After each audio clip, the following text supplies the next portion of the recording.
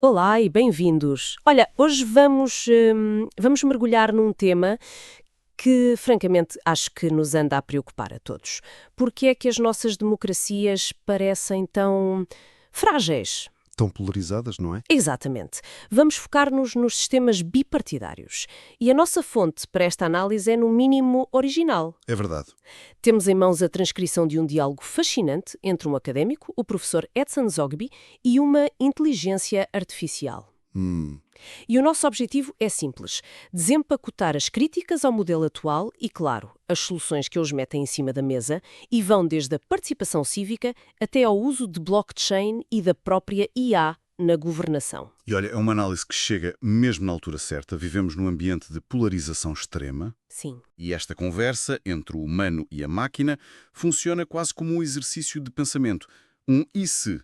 Não é tanto sobre encontrar a resposta perfeita, mas sobre nos forçar a pensar fora da caixa. a questionar as bases do sistema. Precisamente.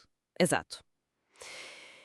Então, por onde é que eles começam? O ponto de partida do Zogby é uma observação que nos é dolorosamente familiar. Uhum. Ele diz que em sistemas bipartidários com eleições muito renhidas, o resultado é que quase metade da população passa 4, 5 anos permanentemente insatisfeita. Pois, sentem que perderam basicamente.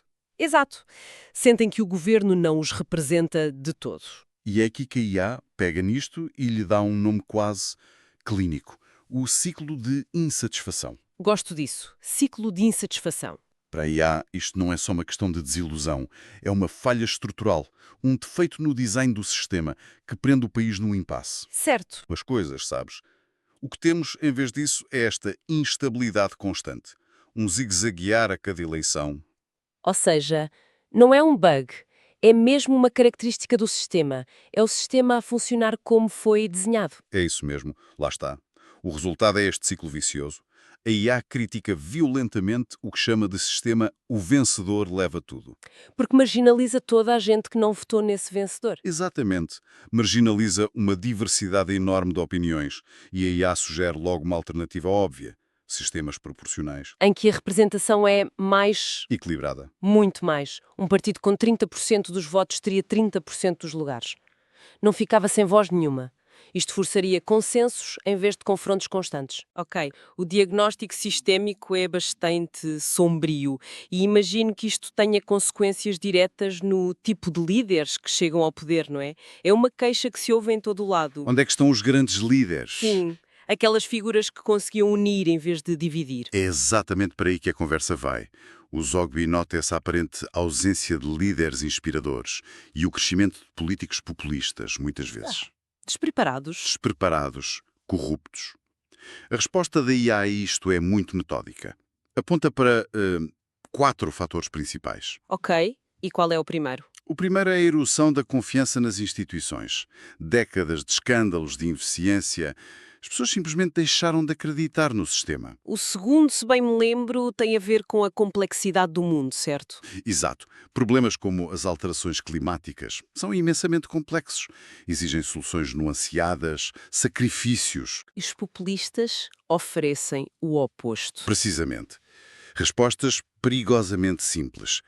E o terceiro fator é aquele que sentimos todos os dias, no nosso bolso. As redes sociais Claro. são autênticos motores de polarização. Uhum. O algoritmo não recompensa a moderação, recompensa o ultraje, a emoção instantânea. É como se o debate político estivesse desenhado para nos manter zangados. Exatamente. Mobilizam emoções em vez de substância. E isso leva-nos direitinhos ao quarto e último fator que a IA aponta: o cansaço cívico. As pessoas estão exaustas, Exaustas. fartas de promessas não cumpridas, do circo político, e essa apatia, esse cinismo, abre uma autoestrada para figuras que aparecem a gritar que vão abalar o sistema. Mesmo que não façam a mínima ideia de como fazer. Lá está. É um ciclo que se alimenta a si mesmo. Ok. O diagnóstico é assustador, mas eles não ficam por aí, pois não? Onde é que se começam a procurar soluções? A primeira solução que surge parece, à primeira vista, um pouco previsível: educação cívica. Confesso que me soa um bocado a clichê. Vamos educar as pessoas e tudo ficará bem. E ficaria por aí, se o Zogby não acrescentasse uma condição que muda tudo. Ah, Ele argumenta que a educação cívica só serve para alguma coisa se vier acompanhada de poder real e representatividade a nível local. Ok, isso já é mais interessante. A ideia é usar a educação para combater a tendência natural do Estado, que, segundo ele, é centralizar sempre mais poder. Não é só saber os teus direitos, é ter as ferramentas para os exercer na tua comunidade. Percebo. E a IA concorda e detalha como é que seria essa educação cívica na prática. Não estamos a falar de decorar a Constituição. Claro. Estamos a falar de dar às comunidades ferramentas concretas, como orçamentos participativos, por exemplo. Onde os próprios cidadãos decidem onde gastar o dinheiro. Uma parte dele, sim. Isto provoca uma descentralização real do poder e, mais importante, força o Estado a prestar contas, de forma clara, sobre cada decisão, cada euro. Mas, espera aí. Descentralizar assim tanto, isso não é, quer dizer, não é uma receita para o desastre? É um risco. É um risco enorme. Não se corre o risco de criar uma série de pequenos reinos locais, cada um com os seus interesses, talvez até mais corruptos? Exato. O Zogby tem uma expressão para isso que é ótima. Ele chama-lhe o efeito Ónix. Efeito Ónix. Sim, a ideia de que uma descentralização mal feita pode, ironicamente, criar estados paralelos com ainda mais corrupção e jogos de interesses. E a IA, para evitar essa armadilha, propõe umas salvaguardas muito claras. Como por exemplo? Primeiro, transparência radical, auditorias públicas de dados abertos. Segundo, vigilância cidadã ativa, usando ferramentas digitais para que qualquer pessoa possa fiscalizar as contas em tempo real. E para impedir que alguém se agarre ao poder a nível local? Limitar esse poder. A IA sugere medidas como a rotatividade obrigatória de cargos e, muito importante, mandatos curtos, para evitar a criação de dinastias locais. E a apoiar tudo isto, a tal educação cívica contínua? É o pilar fundamental, formar cidadãos críticos que saibam identificar e combater os abusos. E para ter esse nível de transparência, imagino que a tecnologia tenha de entrar em jogo. É aqui que entra a blockchain. É o passo lógico seguinte. O Zogby sugere o uso de blockchain precisamente para garantir essa transparência. Mas ele faz uma observação muito cínica e provavelmente muito verdadeira. Que é? Ele diz que as estruturas de poder atuais parecem investir muito em desmoralizar este recurso. Faz sentido. O poder não gosta de ser fiscalizado. Pois, se pensarmos bem, a blockchain ameaça as elites porque a sua natureza é descentralizar. Cria um registro público, imutável, transparente. É o inimigo número 1 dos acordos de bastidores. Da corrupção? Exatamente. A IA sugere que a única forma de combater esta desconfiança é educar o público e mostrar exemplos práticos. Sistemas de votação, rastreamento de fundos públicos. Onde cada cêntimo pode ser seguido? Do início ao fim? Ok, isto parece fazer sentido. Mandatos curtos, blockchain... Mas espera aí, Sim. não há aqui uma contradição? Um político com um mandato curto não vai só pensar na próxima eleição? Em projetos pequenos e visíveis? Em vez de planear uma nova linha de metro ou uma reforma educativa que demora 10 anos a dar frutos. Exato.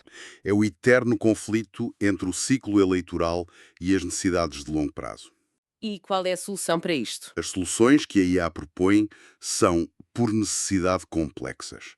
A ideia central é criar mecanismos para isolar o planeamento a longo prazo da política do dia-a-dia. Como? Por exemplo, criar planos estratégicos nacionais para a educação, saúde, energia, que sejam definidos por conselhos de especialistas independentes e que os governos seguintes sejam obrigados a seguir, E como é que se garante que eles seguem o plano? mudando a forma como os avaliamos. Em vez de olhar só para a obra feita no fim do mandato, avaliá-los pelo progresso nessas metas de longo prazo. E com os cidadãos a fiscalizar? Claro, a garantir que os projetos vitais não são abandonados. E é neste ponto, quando eu achava que as ideias já eram bastante arrojadas, que o Zogby lança uma autêntica bomba para cima da mesa. Ah, sim, a proposta mais radical de todo o diálogo. Ele sugere, basicamente, eliminar os políticos como os conhecemos. É uma inversão completa do modelo.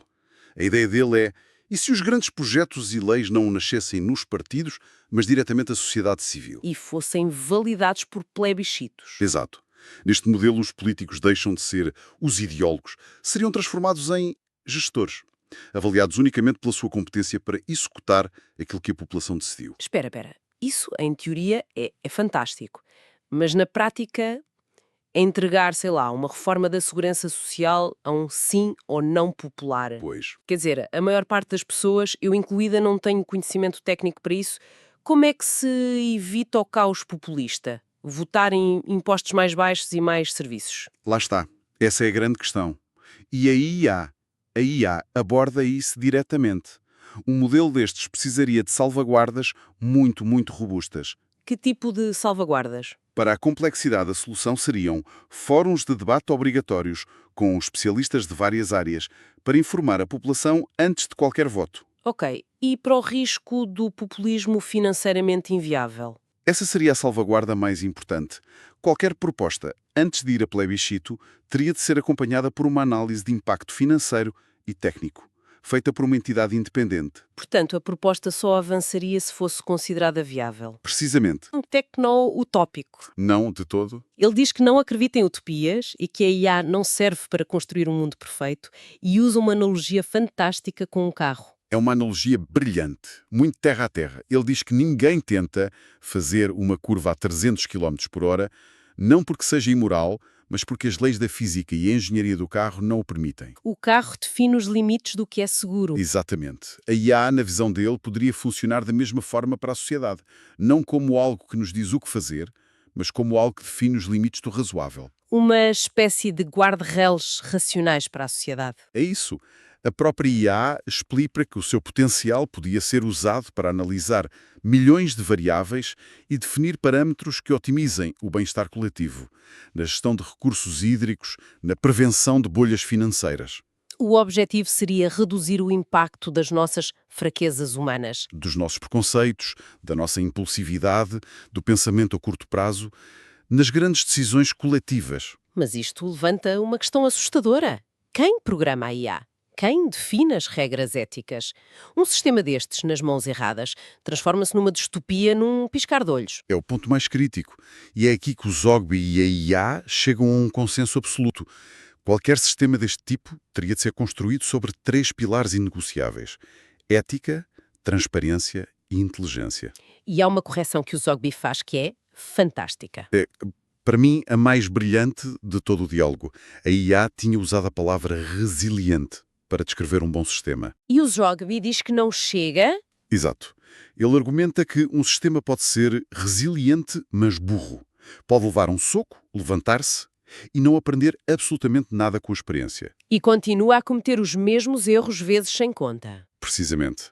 Por isso, ele propõe que o objetivo não é construir um sistema resiliente, mas sim um sistema inteligente, Que aprende, que se adapta. que evolui proativamente para não voltar a ser atingido da mesma maneira. E essa distinção entre resiliência e inteligência é talvez a chave para tudo. Uau, que viagem!